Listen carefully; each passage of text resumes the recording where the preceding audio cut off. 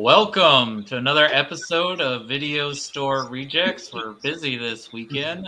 This is a podcast where we discuss directors' filmographies and our favorite film franchises. I'm your host, Cody House. There is our co host, Chris Jacobs, our social media content manager. I'm not sure if Lindsay, our fact checker and research extraordinaire, is nearby, but we got a returning guest and my favorite guest. Sorry, other guests.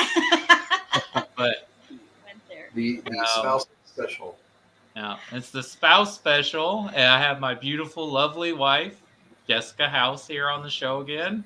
We're going to Yay. talk. Used to be one of her favorite movies to watch when she was sick.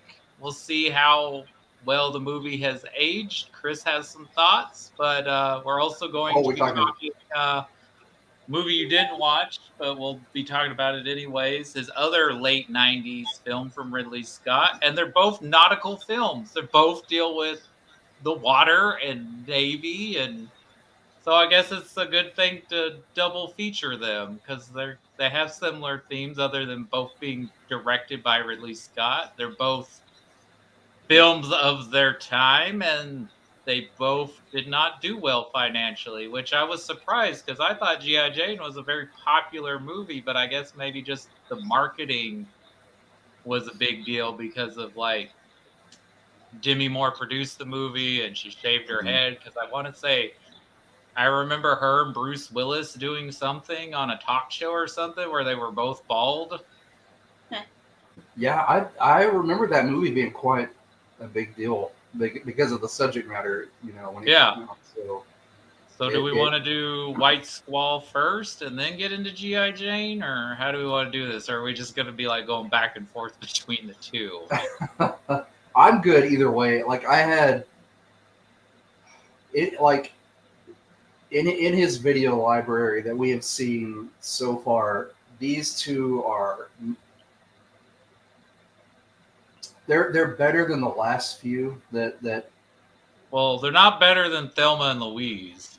No. I wouldn't say Thelma and Louise, but definitely like 1492 and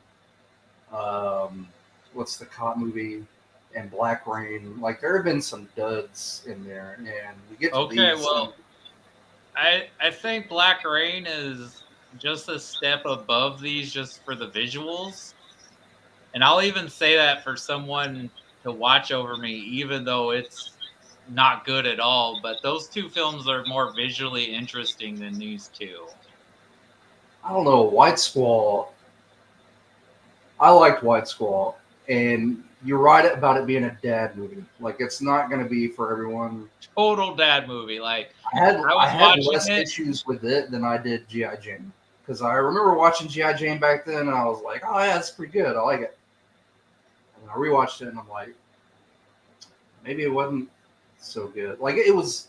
I understand what they were doing, but I just really felt like maybe a woman should have directed that, and but wouldn't have happened back then. Does that make sense? Like, Exactly. It would have been a much better movie had a woman directed it, but women weren't directing them back then. right, So it was exactly. good for its time for the story, I guess, to be told and for maybe it to be talked about and stuff. So good Mhm. for a guy to, do that. But yeah, It, it would have been much better. it's kind of Well, like Steven Spielberg directing the Color Purple. It turned out good for the way he adapted it and for the time it was made. But even he came out and was like, I was really trying to branch out and try new things, and I really felt that I could tackle it. But looking back on it, I was not the right Right. choice. Right.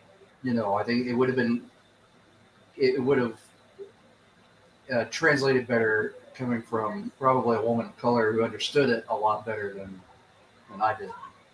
So I don't know. It's kind of like I like the subject matter. I think it was probably, excuse the pun, really ballsy back then, like for the time that it was made. Uh, I but just visually and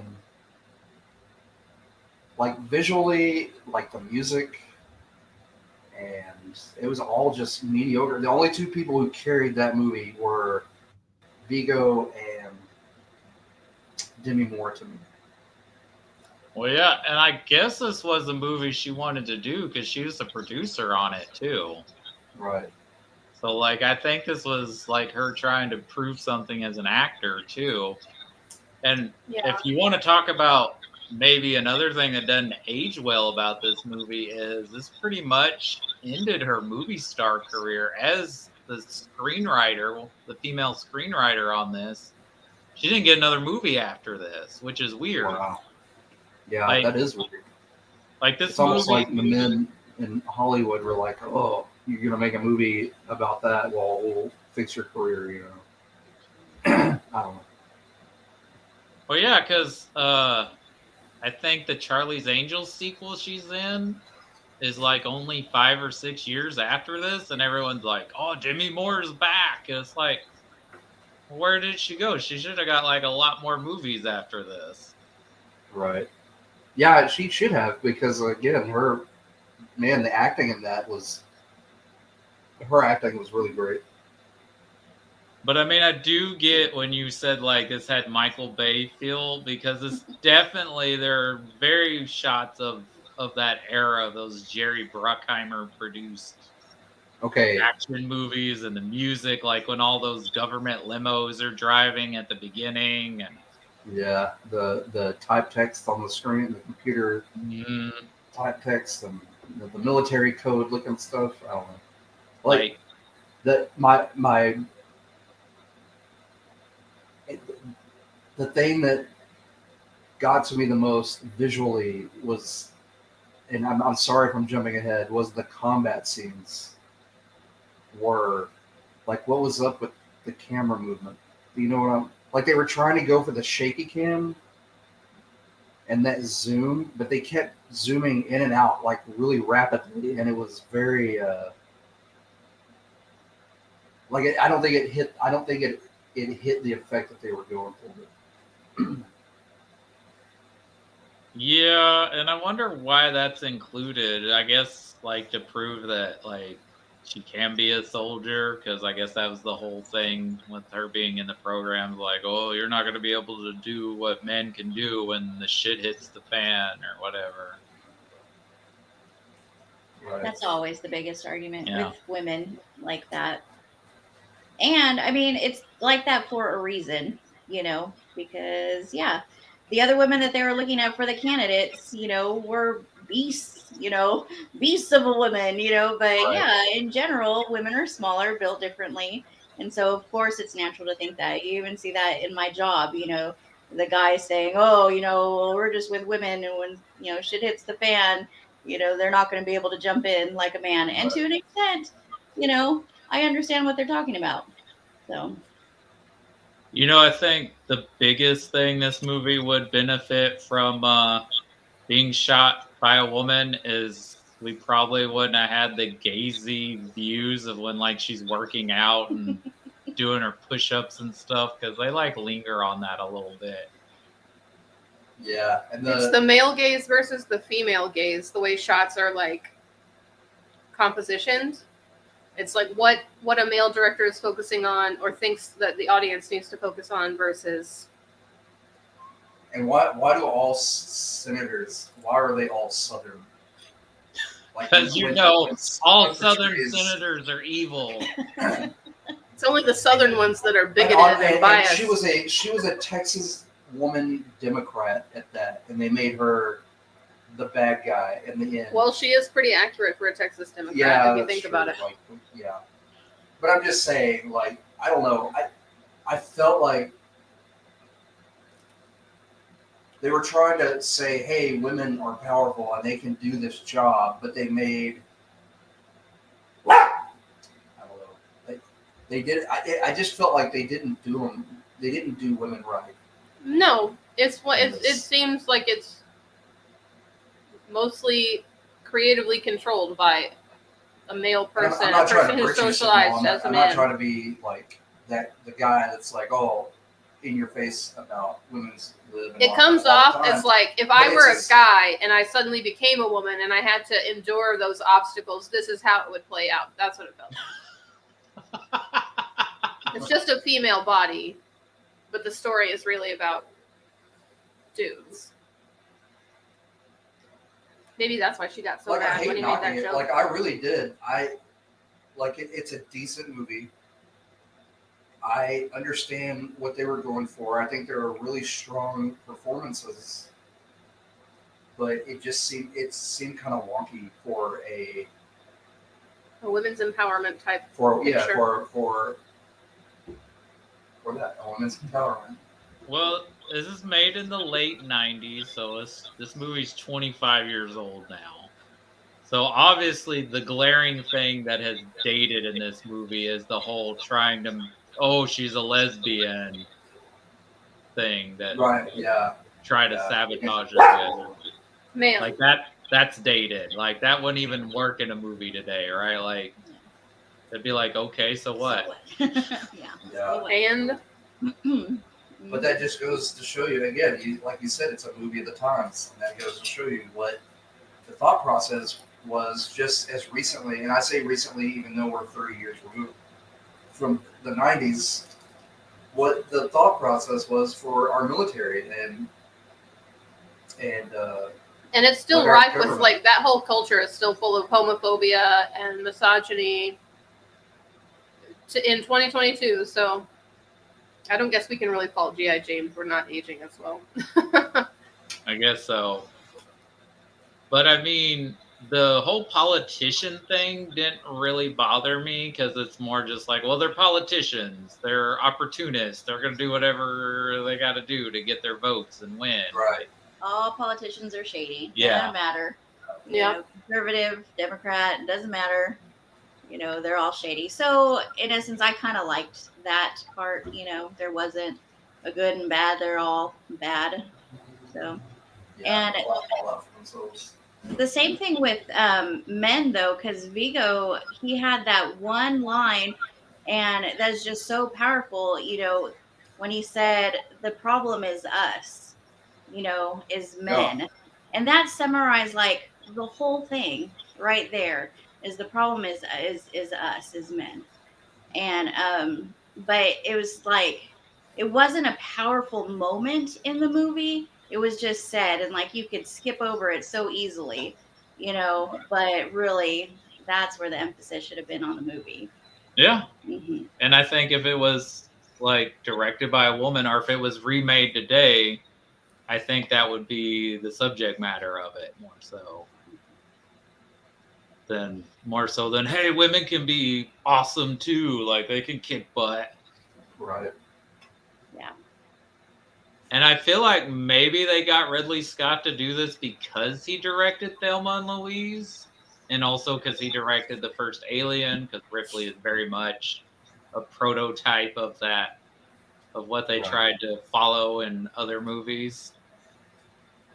No shade to Demi Moore, but she's no Sigourney Weaver. That's what I'm saying. I mean, that's true. I mean, Sigourney Weaver is a classically trained actor. So. She's just badass. I don't think Demi Moore is as talented of an actor, but I think she does a really good job. And I think, you know, I understand why she wanted to do this movie and, like, you know, bring attention to something that in the 90s they weren't really doing. And all those backhanded comments the men make and everything. It's just like, oh, but I bet you there's still men making those comments today. Well, most definitely. They're making them on the internet in droves, Cody. They're definitely still out there. We know Jim Caviezel still is. Yeah, which kind of oddly ties these two movies together again, because apparently QAnon loves White Squall. Yeah, I don't. That's just because they heard their catchphrase thrown around in that movie, and Yeah, White Squall is not perfect by any means. Visually, it's beautiful. I enjoyed it. Who doesn't love being on a boat? Yeah. So I will say the one thing I liked about White Squall is Jeff Bridges. I think Jeff Bridges gives a very good understated performance. He's not hamming it up. He's not being overtly toxic. Mm-hmm. He is still a little bit toxic, but like he's not being extra. Whereas I think another actor would go a little more extreme And- or overacting with that And type of his staff call him out on that too, which I Yeah. thought was great. His the cook and one of the teachers, I forgot what he taught, but he was like, He's the Oh, bosun. well, that that's what I guy called is him. being Watched it. definitely, which I forgot his name. I think it's John Savage, who's kind of trying to do a Robin Williams Dead Poets Society character, because that's what I Right. kind of got. This is like Dead Poets Society on the water. On the ocean. yeah, it's I think that Jeff Bridges was able to maintain that balance so that he was still a likable character. He wasn't as Mhm. militant as probably other actors would have played it up, and that's why it worked so well. I don't know about you, but I've always wanted Jeff Bridges to be one of my celebrity dads. Him and John Goodman, I feel like they would just have great life advice. They'd be really good support systems to lean on. And he does it in this. I think he showed a good balance of being stern because he Being does disciplined. have lives to watch out for, and they're not. Plus, they're boys. They're not Mm-hmm. grown men, so they're gonna goof and make mistakes and everything. So I don't know. I could see him coming off as He plays kind of a caricature of himself in White Squall, and as his character in Men Who Stare at Goats. But Kind of it's like Much interesting later in life, he had like a spiritual journey and awakening, and I could see that. yeah, because we get kind of that performance that Jeff doesn't do in this film, which what Vigo is doing in this movie, even though it's more of a peer relationship instead of like a mentor father relationship, because they're like around the Right. same age. But like you said in that one line, which is surprising, especially from his character, you didn't think his character would say that, like, because he seems Right. very toxic, military, macho man, which is not Yes. really Vigo in real life. Right. He's the opposite. He's I really love it when a character can like summarize a movie with one of their lines. It's almost as satisfying as when a character says the name of the movie. Yeah, I let's- like to let's always see. I got always take a drink when someone says the title of a movie in the movie. Yes. Like, So G.I. Jane was what, 97? 97. So 97. I'm trying to remember when Man on the Moon came out. The Jim Carrey movie? No, it's Liev Schreiber, Oh, the Diane Lane. Diane Lane. I Was it forget Man on who the the Moon? teenage girl is. Was it Anna Paquin? I think you're right. I think it's Anna Paquin. They go to they 99, I think, is when that came out. okay. So I'm trying to figure out if it was. So that was 99. So I was trying to figure out what his last movie was before going to New Zealand, being called to New Zealand to do Lord of the Rings. Oh, So it was probably because they were filming in 99, 2000, mm-hmm. because it came out in 01. So Man on the Moon was probably his last pre-Vigo performance. Before people knew who he was. Yeah. Because I remember seeing him in that and like Man on the Moon. There was something else that I remember seeing him in. As soon as he came out as Aragorn, he was Aragorn for life now. And no matter what he's in, I'm like, hey, Aragorn. Mm-hmm. Yeah, that's what Cody said. He's like, as Aragorn. Yep. Yeah, they were like, Master No, that's Chief. Aragorn. I was like, Aragorn? Aragorn? Yeah. Yeah. Apparently, the other actors were upset. Besides, Demi Moore wasn't upset with him, but apparently, all the other actors who were doing the SEAL training as the characters had to do like some intensive military training, and Vigo did not. Vigo went and like observed some other stuff to get into character. Wow. Kind of like who was it? It was on Saving Private Ryan, where they all had to go out there and like The only one who didn't have to go was Matt Damon.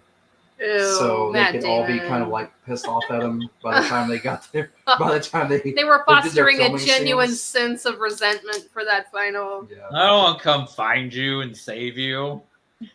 Have you seen that? There was a meme. I forget what it says, but it was around the time The Martian came out, and it's like, we have spent a lifetime coming to rescue Matt Damon. Yeah. Yeah. A lot of resources going towards that. He doesn't seem to reciprocate anything. But I don't know. Maybe both of these movies are kind of dad movies, or they're my dad's movies, because he likes both of these movies. I enjoy White Squall, and that's because I grew up like from the age of 5 in Tiger Cubs to Eagle Scout at 18. I was involved in like Cub Scouts and then Boy Scouts, so that was my activity growing up, being around a bunch of dudes and going out. And we had a scoutmaster that Just groups of boys making uneducated decisions about the outdoors Yeah. and survival. It's Like- the best environment. like I had a scoutmaster who was a Vietnam vet and who's still a hard ass. I love him to death, but who reminded me of him. And I saw a bunch of my friends and those dudes and the camaraderie and stuff. So I think that's probably why I relate to it. Well, every social A little group has bit a more. Frank who's just ruining the vibe for everybody. Yeah, everyone. We did. We had. Don't name any names. Let's protect His last name their was Lucas, identities. and his dad No. was a doctor. He was my doctor here in Rusk, but he came from a lot of money, and it showed in his attitude and stuff. So that was our pissy rich kid right there. So I mean, we, I kind of related to some of that, So when I watched it, when it did come out, I was like, wow, hey, that's so and so, or that reminds me of Mr. Cook so much, Well, I guess because I didn't watch it when it came out, but I was like 10 or 11, so I probably wasn't interested in a nautical adventure at that age like that. Right. And so watching it now, 20 plus years later, I'm like, oh, it's a lot of mediocre white boys who were like, I guess, sort of handsome, but not like super handsome, like Right. they were all those up and coming boys of the 90s that kind of like. You had that one dude that looked like Tom Teen Cruise. heartthrobs, baby. Yeah. Oh, yeah, the but 90s guess was what? chock full of them. Guess how old Scott Wolf was? He's supposed to be 15 in the movie. Oh God, he was probably what in his early 27. 27 years old playing a 27. 15-year-old. Damn Yeah, near wow. 30. Holy Yeah. cow. man, and he looked like he was. A child That that you dude would looked not like he trust was with big the only decisions. one He's that- like 18. Really looked like a baby was Ryan Phillippe, and especially because he pees himself when Jeff Bridges Wow. makes him climb the thing. Right. I'm wondering if this was shot before Clueless, because Jeremy Sisto, who plays the rich a-hole, he looks younger in this than he did in Clueless. Yeah. I think it was his haircut though. Yeah. Oh, didn't he have facial hair in Clueless too? Because he's the bad boy. Like a shadow, yeah. They definitely dressed him up for the fuckboy part in Clueless, and then this he's supposed to be neat and tidy and rich. Mhm. So You know what's the most absurd thing in this movie though? Is the What's that? scene where they're talking about they caught Jeff Bridges and his wife like having sex, and they're like, "She looks good for 30." I'm like, whatever, guys. 30, Like, yeah. teenage yeah, way to boys just stab a have to 30-year-old or look older person in the heart, you guys. like 30 30 miles. years old. You're acting like that's like she's 60 or 70. Yeah. But that is when you're a kid. When you're a kid, you think that 30's old. I remember thinking I that guess you I was a assume- weirdo kid though, because I remember one situation where they were talking about this one girl being attractive, and I was like, I don't know, I think her mom's kind of hotter. That's why you're with an older woman. I mean, You just like cougars, Cody. That's just your thing, man. I guess so. I was like, Cougar Cody. Is that a new nickname? Cougar Cody. Cougar Cody. Man, thank you for that. Thank you for that. I'm gonna run with that. I'm sorry, Cody. I love Cougar gaining Cody. such interesting insight to all of my friends. It's okay. It's okay. Mad respect, buddy. that's more mature for my age. I wanted a more mature That's person. what it is. Yeah. That's Well, what 30? I don't know. Like,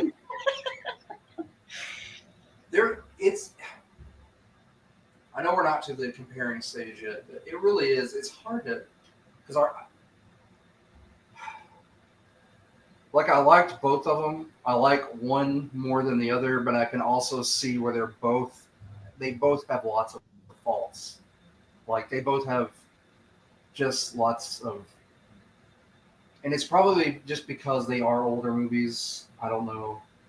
Well, I Like, think I can tolerate White Squall better than I can G.I. Jane, but they're both like mediocre movies. Does that make sense? Like, they're not Blade Runner, or they're not, They're not blockbusters. Is that what you're saying? yeah, they're not blockbusters. I think Ridley Scott is a talented director, but I don't think he's the type of director that can elevate the material. Like, the script's got to be good, right? The script, the talent has to be there, or it might look pretty, but that's about it. Like, if the script's not there, it's not going to be above. And plus, he's a workhorse, so he'll just do whatever, like, to work. Yeah. Just to have a job to be doing, yeah. Yeah, and the 90s are a weird period for him because he goes from making like these 4 visually distinctive films, one of them being a huge blockbuster, 2 of them being ginormous flops, one being reclaimed as a classic, and the other one's like, this is a weird movie. And then he does a string of these like they feel direct for hire movies. Even maybe Columbus was a passion project. He got off the good graces of because Thelma and Louise is the only movie in these block of films that was successful. But it was a very good script. I think that's what helped. And, well, I mean, G.I. Jane had a women's screenwriter too, but Thelma and Louise feels more relevant than G.I. Jane. Like, Thelma and Louise doesn't feel dated. Yeah. Like, it still feels relevant. Like, the themes and stuff going on in that movie. Right. Even though it's a 30-year-old film. Yeah. And, like, I think I slightly prefer G.I. Jane just because of the 2 performances in it. They're very strong. Mm-hmm. I think it's still just fine as a movie. I feel like White Squall is just, it's a dad movie, and it's the dads that like that nautical stuff. Like, oh, I'm a sucker for nautical, man. so I was like, it's fine. I mean, Jeff Bridges is doing a good job, and I think I read a review of it, and it was saying like complimenting his understated performance, and they're like, it's probably why he's not like a bigger movie star, because he doesn't ham it up. Like, he does the assignment of the role of the character. Mm-hmm. And little tidbit: the jellies that he's wearing in The Big Lebowski, he bought while filming this movie. Because apparently climbing that stuff hurt his feet or something. Yeah. So he wanted. Good for him. He wants to be comfortable while working. Right. And that feels very dude vibes. So maybe he is the dude in real life. I think he is. Oh, if you listen to, doesn't he have like a series of guided meditations? He's guided the big. Sleep tapes are great. He's Jeffrey Lebowski for sure. I think White Squall feels like one of those books I had to read in grade school, like The Hatchet. Like, yes, it's more of a Hatchet. It's a coming of age thing, and if you're already past your coming of age, it's like, oh, that's kind of tame. But when you're in it or when you're younger, you're thinking, man, that is a crazy adventure. Those people could have died. People did die. That's bananas. That seems like a really difficult situation to be in. I'm probably grasping onto nostalgia because of the time that I watched it, and it's probably more nostalgia on my part, you know. Yeah. What is that guy's name? Is it Gary Paulson? Is that his name? That wrote The Hatchet. Yes. Oh, yeah. Yes. Gary Paulson is his name. I remember his books. I guess he's like the '90s Jack London because it has a very it's very Call of the Wild. It's definitely a genre. I can't give it like a single word title, but that's what it feels like. There's a movie we had that my mom got through. If you say Buttercream Gang, Christopher, I'm going to fight you. That's a whole different podcast. It was along the same lines as Buttercream Gang. What was it? Family Focus Films or something like that. Made specifically for families. You probably know what I'm talking about. In the worst way possible. Let's see, they did On Our Own, Buttercream Gang, and there was another one that was very survival adventure-y that we had, but it was like the only one I could stomach to watch out of like the Buttercream Gang and the certain movies that she had. So it was pretty good. But yeah, I like survival stories.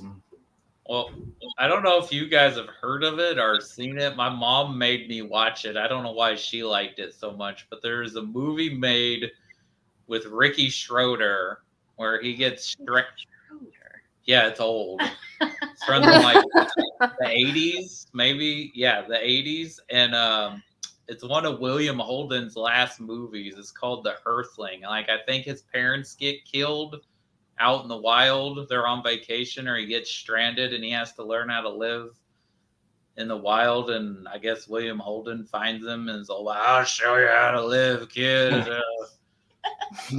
Why are we watching this? I don't know why. I guess my mom wanted me to know how to live in like she ever lived in the wild.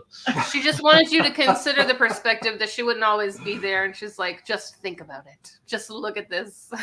That's what this other movie, this troubled kid goes to live with his uncle in Alaska. And this is the early 1900s, you know. It's always a troubled kid with an uncle or cousin. Yeah, so he gets way out there and the uncle's like, I'm trying to teach you how to live, boy, and blah, blah, blah. And he's rejecting it. And he's like, well, I'm going to send you for a weekend or whatever with these Eskimo buddies of mine. And you're going to go hunt caribou and like. I think it's Inuit, not Eskimo. Inuit. Thank you. Sorry, guys. That's the proper, yeah. Yeah, Inuit. Peoples. Indigenous peoples. Thank you. Mm-hmm. I'm just here to help. No, I want an Eskimo pie, but anyway. Yeah, my brain's all over, guys. Anyway, they go and they get lost. You have a brain fart. Yeah. It's the weekends. Your brain isn't supposed to work on the weekends. Right. I'm blaming it on my 8% beer. I want to know who wrote that. Was that in the script? Because that seems outlandish in the movie. Like, I guess in the 90s that probably seemed funny and cool, but like now I'm like, that is really random in the movie. It was weird, the whole brain fart thing. Where he's like, did you have a brain fart in my office? Oh, yeah. Yeah, that was, again, a general who's Southern. And says things like brain fart. He had a Southern accent. Actually, I think that actor was Southern, though. Scott Gimble. He played a lot of Southerners because he was Herschel on The Walking Dead. But most of the senators were Southern. That's because they're the most problematic. Probably. They're just the loudest problematic. I don't think that there's like any super concentration in any one place. They're everywhere. Just the Southern ones are louder. No. We got less town manners, city manners. You guys know Viggo and Demi both got Razzie nominations for this? That's ridiculous. And they said Viggo had one of the worst accents ever. I thought he did a pretty good Boston accent when he was using it. Was he supposed to be from Boston? I I didn't know it was Boston either. It sounds I didn't know it was an Boston. accent. I was just like, yeah, Viggo Mortensen, he talks like that sometimes. I didn't know he was supposed to have. I didn't know that was an accent. I was like, oh, this is Exactly. Viggo. I didn't know it was an accent either. I just thought he was talking. I don't know. Okay. I think another issue I had in that movie was like when they're torturing them and they're beating the crap out of each other. I'm no expert. Like I've not been in the military, but I looked it up because I was like, did they do that? I don't know. Surely they. I don't know. Well, they don't anymore because you remember when they're waterboarding them? Yeah, like are they going to? They were like, that's an effective interrogation method, and I'm like, well, not anymore because they ruled it out. Like they can't do it anymore. Well, he's beating her, and then she's beating him, and that's when it lost all. Like the training part, I was cool with, up until they started like torturing and beating each other, and that's when I lost the endurance training is one thing, but it feels like I don't know if it was supposed to be a pro-military message. Like maybe they do that to each other in the military, and I mean I know hazing is a thing. I know in the Air Force when you earn your wings, they will pin it to your bare chest. What is the point of that? Or that used to be a thing. They've probably tried to put a stop to it, but who is they? They're in charge of everything. They're not stopping nothing. Right. Well, that one guy, I guess the other guy in the room, he left because he was taking it too far, so right. Yeah. there's an extent. Yeah, there's a line that apparently he crossed, that he knew. And, even more so that she was a woman, that he was crossing, like, because he didn't do that with all the men. So, like, he just beat her ass, He was flat out raping her at one point. Even if it was to make a point, it was still. You don't rape someone to make a point. You rape them because you have issues with power and authority that you need to have checked by a professional. And then a short while after that is when he delivers that line, "We are the problem." Yeah. Because he recognized it in himself, Yeah. Well, I guess good for him, even though he did that. I mean, yeah. He did get wounded. Yeah, still wrong, Viggo. But it took her rescuing him for him to be like, "Oh, you're a human too. I'm so sorry." Oh, you can carry my ass out of the battlefield. Yeah, didn't she drag him out of there? Yeah, he said, "I'm never going to live this down." Yep. I don't know. Being dragged out by a woman. I'm never going to live this down instead of thank you. I'll be grateful, right. Thankful. Thank you, Demi Moore, for saving me.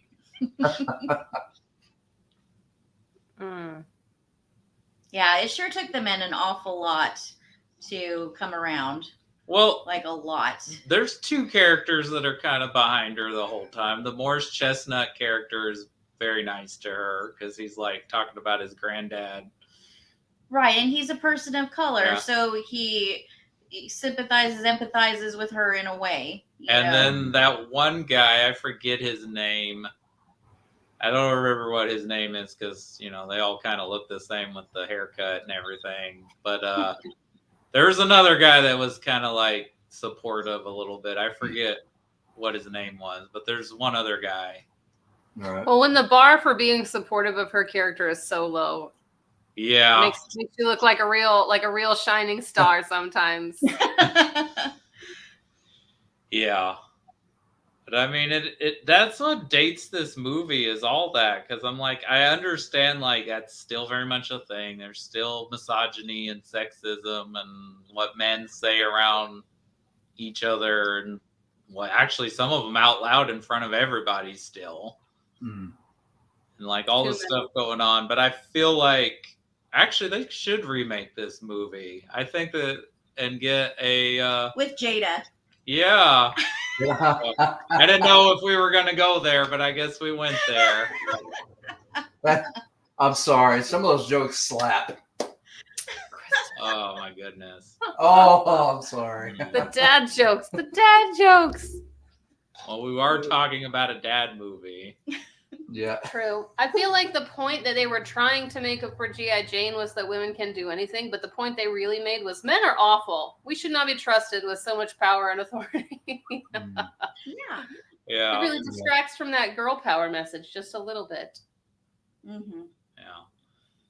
So yeah, it does surprise me this movie was considered a flop because, like, I remember it being a big deal and like people went to see it. My dad made me go see this with a sprained ankle because he wanted to go to Suck the it movie. up, Buttercup. I guess he was trying to give me a message. See what these people have to go through? You just have a sprained ankle, 12-year-old boy. Well, that is Yeah. exactly why I used to watch this when I was sick, because I was like, man, nothing's as bad as that, you know? So, like, make me feel a little bit better for feeling bad. So, yeah. Come on, GI preteen. Let's go. Rub some dirt on it. Yeah. Wow. That reminds me, man. Josh, if you're watching this, I'm not making fun of your dad. I love your dad, but Mr. Cook was the dude. He was our assistant scoutmaster, and he was like Vietnam vet, special forces. I mean, talking about eating dog and deep jungle stuff when he would open up about it. And I remember this one time man, this dude was a bloodhound. We stopped to take a break and we were hiking and we were all like putting our packs back on, and he goes and he sees this can on the ground, and it's a can of peaches, and he goes over there and I'm watching him. I'm just sitting there watching him. Pick it up, he sniffs it, does this. He's like, "This is fresh. Whose is this? Whose is this?" You know, we pack it out and we don't pack it in, and nobody answered. He goes, "All right, everybody take your stuff off. I'm going to search your pack, and if I find peaches, then it's going to be dishwashing or something. I don't know." He was a pretty hard ass. But I don't know where I was going with that. It just reminded me talking about the drill sergeants and the sea captains and stuff. But Yeah. I love you, Josh. Love you, Mr. Cook. I'm never going to say this, but you know, in case you do. Yeah, when we ended up lumping these together, I didn't think they really would have a lot of connections other than both directed by Ridley Scott, but I guess they do have similar connections. Yeah.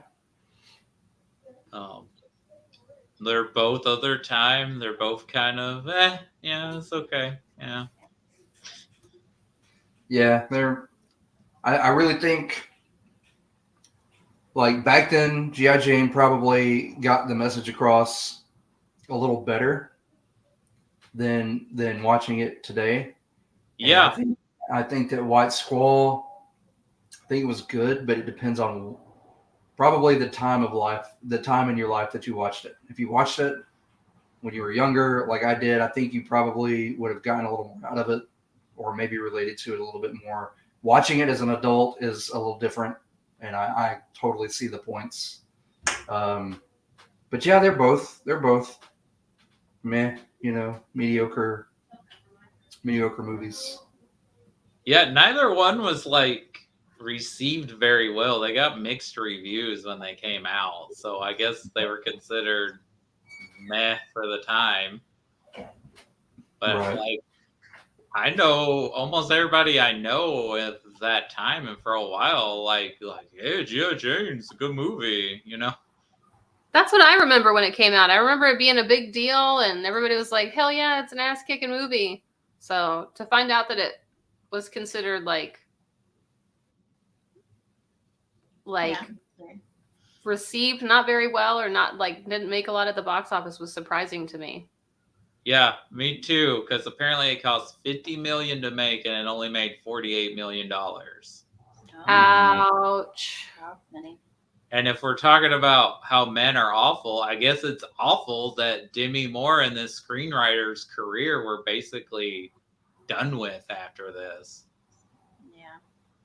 But that's a decision made for them by a large number of people. Like, that's not anything. I don't understand how one movie can determine for a whole industry that you're just not good at what you do. Right? Like, Well, there's that one woman director that after she did something, all she did was TV series. Who's that?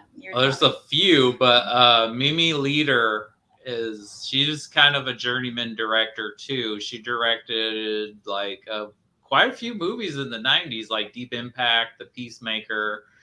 Yeah, she directed the movie Pay It Forward, which was like the big Oscar bait movie when it came out, and it had Haley Joel Osment off of The Sixth Sense, Kevin Spacey off of American Beauty. I know that feels icky now, and Helen Hunt off of As Good as It Gets and Mad About You. Everyone's like, "Oh, this thing's going to get nominated for everything."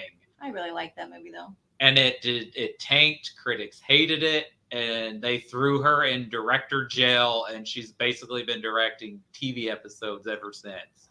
Okay, Ridley Scott. We just talked about it. From 1982, with the exception of Thelma and Louise, till we get to his next movie, Gladiator, they're all financial flops. But because he's a white man, they keep giving him money to make movies. Mm-hmm. Yeah, the idea that he gets so many chances to fail versus it's like, oh, it's all or nothing on this, babe. Otherwise, you're going to be in TV which TV is still a job. I mean, at least she's still getting to direct. Mm. Some of them are just like, no, I had to like go to school and become a psychologist or something. I couldn't stand it anymore. Well, and TV has now become a much more respected genre. But like in the 90s and early 2000s, if you went from you got delegated to TV, it was like, oh, what'd you do? Like punishment. Yeah. You'll be banished to the land. It's like that thing we read about when they were making Prince of Egypt and Shrek in the studios at the same time, and if you messed up bad enough on Prince of Egypt, you got sent to work on Shrek as punishment. Just kind of funny because Shrek ended up being a huge moneymaker, but I kind of get because Prince of Egypt is a much better animated movie. Oh, like, for sure. But talking about that, why, how the business treats women, especially directors, that's why Patty Jenkins, who directed the Wonder Woman movies, left the Thor sequel, because she's like, you don't understand, like, this movie's not that good, and if I direct this, I'm not going to get an opportunity to direct something else. Wonder Woman 2? I mean, yeah. Thor. I'll take Thor 2 over Wonder Woman 2. The point being that men get all the chances to fuck up, and women are just like, oh, well, you kind of messed up this one thing, so we're going to cold shoulder you to death. I'm being facetious, but I get the point. I just had to say that. I mean, chose poorly. I agree, but we didn't know Wonder Woman 2 was going to be that bad because of how good Wonder Woman 1 was. Yeah. So, yeah, they kind of dropped the ball. But, I mean, I get it. Like, like, I can't afford a mediocre movie because I'm not a dude. Like, right. But, like, and look at Wrinkle in Time, Ava DuVernay, that tanked, and, like, they took her DC movie away. And, like, I mean, maybe that's what she wants to do, and all power to her, especially educating us on how the justice system is flawed and how horribly corrupt and racist the prison system is. But, like, you may not like A Wrinkle in Time, but it's not a boring movie. It's more interestingly directed than a lot of other Disney movies a bunch of dudes made. Right. So that was probably part of her frustration. Was like, I did this. I made this epic, amazing thing, and because it didn't tickle the right person's fancy, I got more important shit to do now. Like she's gone to like something that she's got more passion and care for. Well, yeah, that's why she turned down Black Panther, though, because she's like, I want to make my movie, not a Marvel movie. Right. Which maybe they would have let her, because I feel like they let Ryan Coogler make a personal story out of that, even though it's a Marvel movie still. Yeah. But we're digressing. Is there anything else about these aggressively mediocre films we want to talk about? Well, see, when I get asked that question, all my thoughts run away. So I think Demi Moore is hot. I mean, yeah, true. sure. I And mean, she has an amazing voice. I feel like they kind of cast her because her voice is so soft and raspy and oh my goodness, such a lady. And then she does. She's kick ass. Yep. I guess between her, Sigourney Weaver, and Natalie Portman, it proves, hey, bald women are sexy too. I don't know who decided they weren't. Let's not forget Lori. Oh man, Lori. Can't remember her Lori last Petty? name. Lori Petty, Tank Girl. Oh heck yeah. She was I still good. need to watch that. I've never seen it. She's just cute in everything she's in though. It's wild, and it very much a '90s movie. I heard. It's Tank Girl. It's supposed to be crazy. It was me. The comics are better, but, Isn't that usually the case, though? The comics are better, especially for 90s movies. Right. It's because we kept trying to make comic book movies before we got onto this idea that TV series are a way better medium for comic storylines and some of the more fantastical elements of those. I'll defend Judge Dredd, too, any day. It's cheesy. Yeah. Demolition Man's a better movie. It is. It is. It's a much cheerier version of Judge Dredd. Yeah. Demolition Man. I still like Judge Dredd. Sorry, I saw a FedEx truck and it scared me. I thought it was coming into my driveway. I didn't order anything. I didn't. That's why I was panicking. It's like Tom Selleck when he. Wait a minute. Nuns don't paint on Sunday, and he turns around and shoots her or whatever. Shoots her out of the ceiling. Yeah. Oh my gosh. Anyway, you got any more thoughts on G.I. Jane or? I think that was good. Yeah. Yeah, you still like it though, right? I do. I do still like it. I think that my views have changed because I think I was more empowered back then, as a woman, and I was a lot younger too. 97. But yeah, and now I see it as more of boo on men movie. The last thing that I want to do is because I know that you, like you said, you enjoyed it, and the last thing I want to do is take away that enjoyment because that's not what we're here to do. If you enjoy that movie, more power to you. That's awesome because I find joy in movies that other people think are just that don't care much for. It's not their cup of tea. Oh yeah, that happens all the time, especially in this house.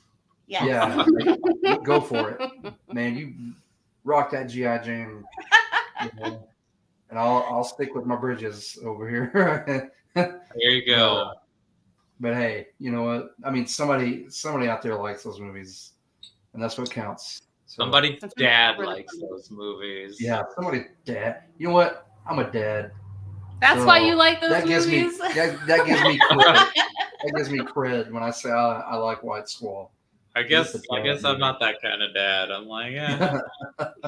You got to find your own personal flair of dad. It isn't all nautical. I'm a Pixar dad. You're a Pixar dad. It's so bad they make fun of me every time we go see one. They're like, "Are you gonna cry? Are you gonna cry in this one?" I can't help but watch Cody during Pixar movies at emotional parts. I'm like, are you crying? I like Pixar. Pixar is some fine-tuned emotional manipulation, and do not be ashamed for it working because there's a lot of money behind making you cry when you go see those movies. I am the biggest Wall-E fan ever. I got my little Wallies, and I used to have a big remote control Wall-E, which was pretty awesome. But yeah, I love me some Wall-E. Pixar knows what they're doing. Yeah. They pay people the big bucks to make sure that you feel that way about Pixar movies, so you keep coming to see them. Yeah. Sometimes they emotionally gut punch you in the first 10 minutes of the movie. Up. God. Yeah. Yeah, thanks, Up. I think the first time we watched Up with our kids, they were like, "Why did you make us watch this after the first sad part?" I'm like, "I was told it was a kids movie. I'm sorry. I think it gets better." But I like that overall of them as a company because they don't do what so many kids' movies do. Yes. They do not placate to the kids with the fart jokes. Yeah, or doing? just Yeah. assume that we have to dumb it down because Right. kids aren't smart enough. Right. Like, they're like, nope, we're going to treat this like any movie. It's a movie. We're telling a story. And they made a whole movie about us telling it's okay to be sad. Yeah. Yeah. Probably because they looked at all the dysfunctional adults working at Disney and they're like, we got to do something about Yeah. this. We gotta Hey, make. guys. We might put ourselves out of a job because we won't have any animators in the next few generations. We want to make sure these people have like a healthy idea about their is emotional probably, range. in my Some opinion, one of the coping skills. greatest Pixar's. Ratatouille makes Ratatouille me is so amazing. hungry. I will never stop watching it. But I I love love Ratatouille. cooking movies, so that's my jam. Mhm. I watched that. SFA showed that in their auditorium. I thought went and that watched movie. I thought that movie was one of our first dates because we had spaghetti and what did we watch then? We've been watching Ratatouille since we got maybe it was together. I know Ratatouille, that. Yeah. We probably watched Ratatouille. That It's a sounds like a cornerstone of lovely the household. time. Yeah. Oh, But well, Jessica, thanks for coming on the show and talking this movie with us. No problem. I think I might get you back to talk The Martian when we get to that movie. Oh, I love The Martian. ooh, I It love is that. good. Extended. I mean, I don't have the extended. You want to watch, You'll watch the the extended version anyway. Yeah, I mean, I'll Tell watch me it. what's in there. I'll watch the extended version. I'll I get don't it to know you. where we'll find it, but Yeah. I'll give it to you. Just, okay, I'm down for that. yeah. But we're gonna leave Ridley Scott for a few weeks and stick with our Coens for a little bit. But we're coming back big and strong at the end of the month with probably his biggest movie ever, Gladiator. It won an Oscar. I'm ready for that too. Man, Sounds like we're Russell putting Crowe. Ridley Scott in the corner so he can atone for his crimes. Mm-hmm. But you know what? He Typically gets a 13, second win in his 60s because this man's been okay. So between The Duelist and G.I. Jane, that's 10 movies in a 20-year span, right? That's kind of normal. Okay, from Gladiator to just last year where he had The Last Duel and House of Gucci, 17 movies in a Whoa. 21 years. 17. Man. He almost doubled the amount of movies he directed. I'm sure he was like, you know what? If I get still, that's when you die. So I've got to stay busy. Moving like a shark. Yeah. That's So, what him and Clint Eastwood are doing. They're like, I got to keep making movies. I ain't going to the home. You fell lucky punk. Oh, I got to share something with you guys I learned from a podcast from apparently Tom Hanks shared from making Sully, which I haven't seen Sully. Yeah. But apparently Clint Eastwood does not say action or cut. He just talks very softly and is like, all right, let's go. Let's get started. Okay, that was good. Good work. We can stop. Because apparently, if you yell action when you're working with animals, especially horses, they'll get out of focus because they know that word. Wow. And Tom Hanks is like, there are no horses in this movie. That's just how he's used to talking now, like a Man. kindergarten teacher. Okay, everybody. That's great. Let's get on our marks. I know he got on the upset floor. for I know he got upset because it was some movie his son had gone up for when he was younger, and he didn't get the parts, so he banned Coca-Cola products from the lot. And I'm trying to remember what movie it was. I'm trying to remember if it was E.T. or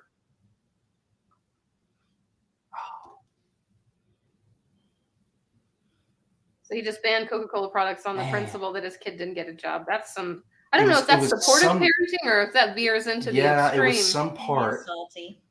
And his son didn't get it. And it was, of course, Coca-Cola. That's back when Coca-Cola was involved in everything. in everything. And he was like, well, okay, screw you then. So no Coca-Cola products on my movies or, around me or whatever. He was pretty salty about it.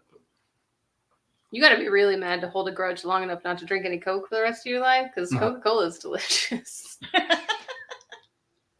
As a business, are they horrifying? Yes. Yeah. As a product, 10 out of 10. Oh, they're so Well, he's actually kind of a health food nut, so I don't think he probably doesn't drink Coca-Cola. Or miss it either. Yeah, that's probably why. I'm just not that strong, Clint 190. Eastwood. I need sugar and caffeine. Like, he's not as macho and as wild as people think he is. You know, like, he's just a dude. He speaks very softly when he's directing. That's such a delightful thing to learn about him, though, that he's just made that a habit. He's like, you know what? Horses and people are probably pretty similar. I shouldn't be yelling at everybody all the time. Didn't he run and win as mayor of a little town? Yeah, Carmel, California, back in the 80s, because you couldn't eat ice cream on the street, on the sidewalk. Okay, so he likes ice cream, but who doesn't?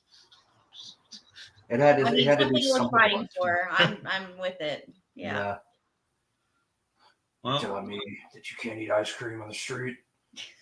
Hold my beer. No, hold my ice cream. A couple months later, I'm there, bitches. Ice cream for everybody. Ice cream. You scream. That's probably his campaign slogan. Yeah.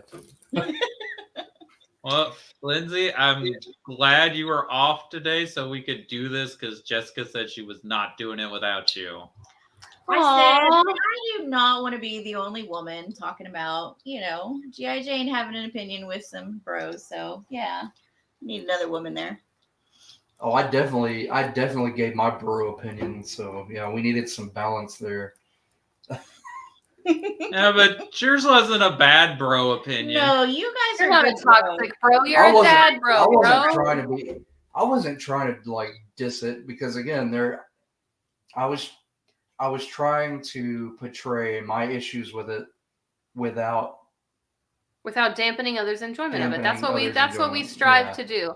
And I remember it being like a culturally significant film when it came out. Like I remember ladies being fucking pumped. My grandmother was in the military for a long time. I remember her being excited about it.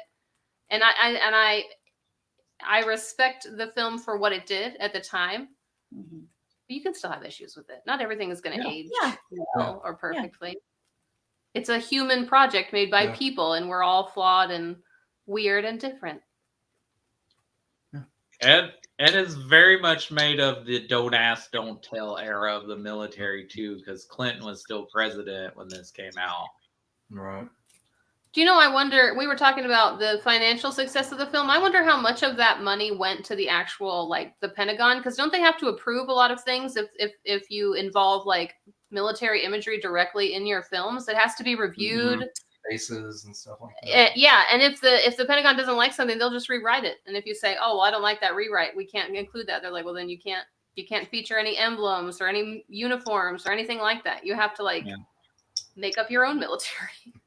Well, they tried to get the Justice Department involved, but like Bill Clinton never returned Demi Moore's phone call. Well, imagine. Which seems weird coming from Bill, right? You think Bill be like, "Hey, Demi." Yeah. Before we cut this, did you notice who was playing Anne Bancroft's chief of aid staff? Who was that? I don't know his name, but he's the judge in Pitch Perfect. Oh, yeah. Yeah. Okay. Yeah, that guy. That guy. The guy who does the racist stuff in Licorice Pizza. Well, he's very sexist in Pitch Perfect, but hilarious. I think that's on purpose. It is. It's too. purposely. Yeah, it's purposely sexist. It's hilarious. Yeah. Well, again, thanks for coming on. I know you're not a huge fan of talking on the internet about movies as much as I am, but I'm glad you decided to come on to talk this movie because I know it's meant a lot to you over the years and maybe less or the same now. And it's fun to do this every once in a while. You're welcome. Yeah. That was your insights because it was going to be on our anniversary. So much. Yeah. Yeah. So yeah, I think you should come back for The Martian because I know you love that movie. Yeah. I love that movie. That movie's so good. Yeah, it's a good movie. I love potatoes. Potatoes are such unsung superheroes. Cut me open. Do I not believe potatoes? Yes, steamed potatoes. But yeah, that's gonna be it. I guess we'll be back tomorrow morning to talk some more Star Wars, and then next week we'll crank our ACs up to watch Fargo. Yeah. As it's getting hot. But we're gonna go see Doctor Strange. Ooh, so lucky. exciting. Yeah, I don't know. And I hope Sam Raimi drives me crazy with all his camera zooms and wildness. I hope they let him get wild in there. Yeah, I heard it's very much a Sam Raimi movie. So Well, that's good. That's why I kind of want to see it. yeah. No. You Well, guys, coolio, enjoy, guys. you guys no, enjoy go the rest of your weekend. Yeah. You yeah, as we will. well. I think we're gonna go ride around a Happy little bit. Mother's Day, Lindsay. Yes, happy Thank Mother's Day. you. Yeah. And Happy Mother's Day to you, Jessica. Yeah. Thank you. All right. If anyone watches this later, thanks for watching. If you watched the movies and you didn't like them, I'm sorry. It's a crapshoot with Ridley Scott, and it's very much movies of the '90s. So if you weren't around We're then, called Video Store Rejects for a reason, Right? baby. Yeah. And sometimes we're video store tangents, but it all meshes together. And be grateful because we could be doing like a complete run of Steven Seagal movies or something. That would my actually mom would watch then probably, and then get mad at us if we talked bad about him. She loves. Oh, I have nothing good to say about Steven Seagal. Oh no! I mean, he's kind of a creep. He is a creep. And I remember people making fun of Jean-Claude Van Damme at the time, but it seems like he's more the legit martial artist. He is. His issue was straight up cocaine, but Steven Seagal is just straight up ass. I bet Jean-Claude Van Damme looks at Steven Seagal now and is like, "Thank God, there's somebody like you, man." Because I'm gonna cut the show. I think I've brought up this story before, but I'll tell you if you've forgotten. But let's go ahead and cut it. Goodbye, everybody. Bye. Oh, did I just break this?